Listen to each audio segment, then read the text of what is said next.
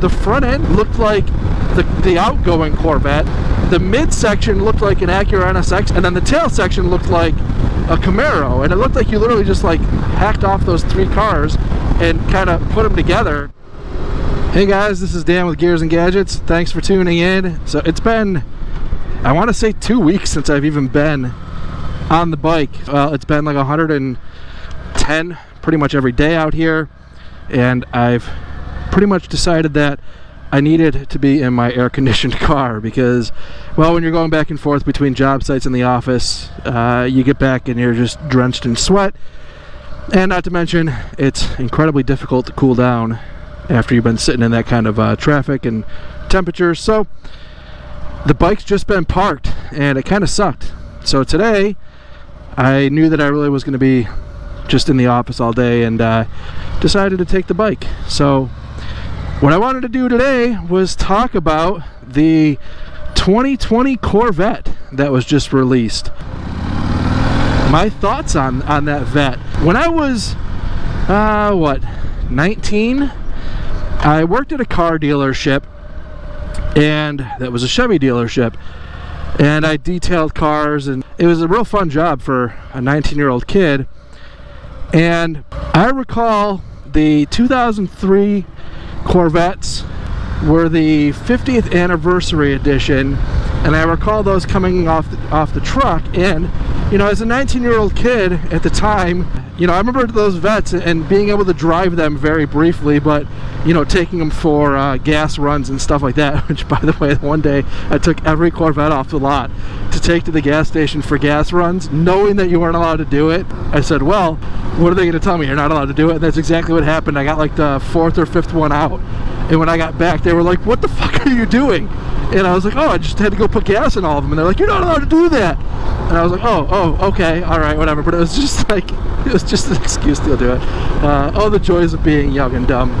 But, you know, I got to drive around some Vettes. So those are the kinds of the situations where you're like, you know, man, one of these days I would love to own a car like this. And the pinnacle of cars for me when I was a teen and into my 20s and stuff like that was like, if I ever win the lottery, I'm going to get a Vette.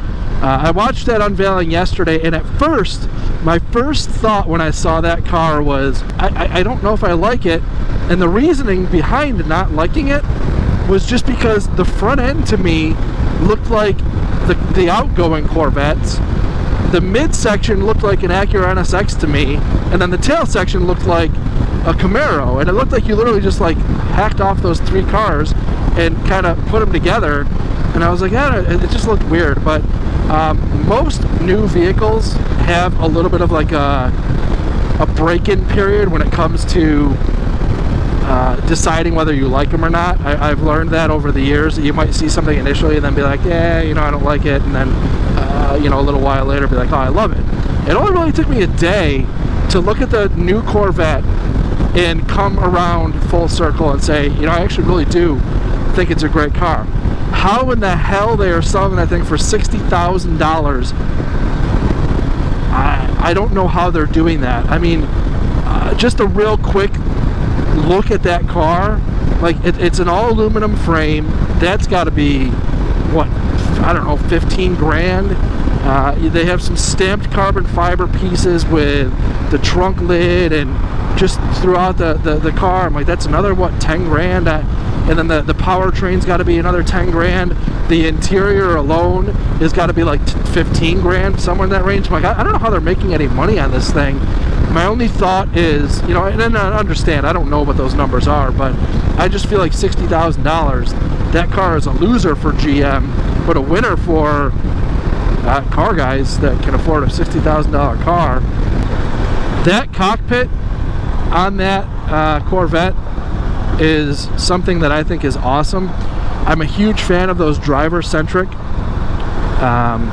cockpits where everything is just angled at the driver, passenger be damned. I mean, clearly that's not something you want in like an everyday driving passenger car, but in something like that Vette where you know, it might be trackable or things like that, the fact that you have all those screens pointed directly at the driver makes it a driver's car, and that's something that I think people in that market are really looking for. I know that if I was in the market, that's something that I really like quite a bit. All the luggage capacity is something that speaks to the Corvette buyers, which is definitely a function. I know Corvette buyers are guys that, you know, will daily drive their Vettes and would like to have that kind of storage capacity, so that's an awesome thing. Ultimately, I'm a big fan of that car. I just hope that they didn't cut corners to get to that price point. I hope that that this is more of a business play for the higher end models coming down the road. So it'll be interesting to see. I'm definitely interested to see reliability, and one concern I have is crash test ratings. They don't have a high sill on the entry getting in and out of the car, which is great for comfort.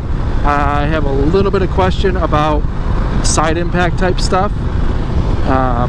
You know, that center tunnel down the middle of the Corvette is pretty awesome, and you know, again, it's all aluminum, and I'm sure that they've had those considerations in there. So I'll be interested to see how those crash ratings and stuff come into play, and you know, see how that goes. But you know, getting them into this platform with the mid-engine mount is pretty controversial in itself for, you know, normal Corvette guys. So I think if they came out right off the bat swinging with a above six-figure model, they know people would lose their mind. I mean, look at Harley Davidson. They just announced that Livewire electric bike, which is a total departure from typical Harley Davidson, and this Corvette really is very similar to that. It's an electric bike, total deviation from the name brand of Harley, and they came out with a $30,000 motorcycle, and right off the bat everybody's like, that's just, you know, you're never going to sell any of those, and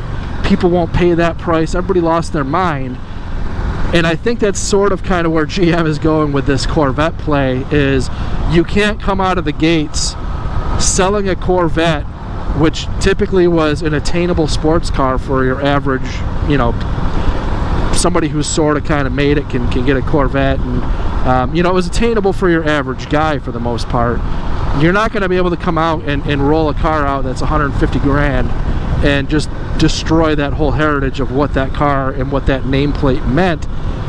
So I think they came out with the modestly priced version of it, and then they're going to run out with, you know, the well into the six-figure models. And I think Harley would have been better suited to maybe do the same thing with some of their lower electric bikes.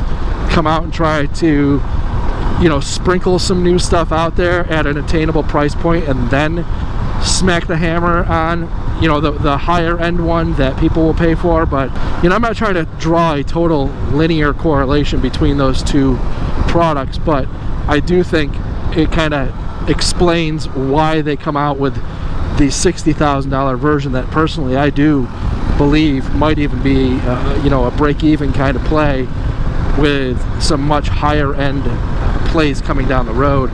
So I'm pretty jacked about that car. I mean, I think it's the Corvette. I don't know, man. I think it's a really good entry, and it certainly deviates quite a bit from what a Corvette is to me. You know, I guess the old round four tail lights, you know, I don't know, the not as aggressively styled front end. I kind of wish that maybe they would tone down some of those body lines just a little bit. I'm going to stop short of saying it's overstyled, but I'm also on the cusp of saying that it is overstyled. So I feel like maybe they could have gone a little bit less aggressive with that, but that's kind of the GM styling and how things are playing out. They certainly took more of a play out of, I guess, what I would call like the Camaro style and then what the Vette styling. But I guess it's just the modern GM thing these days. But I don't know, I'm pretty happy with it. As much as, you know, GM to me is a little bit of a sullied brand in my opinion. I would never say never about considering a Corvette. You know, I just have a little bit of a personal thing, I guess, at this point that, you know, I don't know.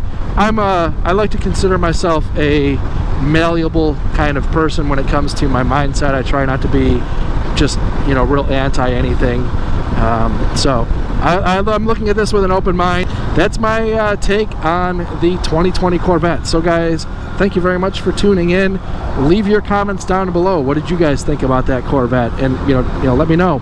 And again, thank you very much for tuning in. If this is your first time tuning in, please hit that subscribe button down below. Remember, likes go a long way to help support the channel. And I'll see you guys next time.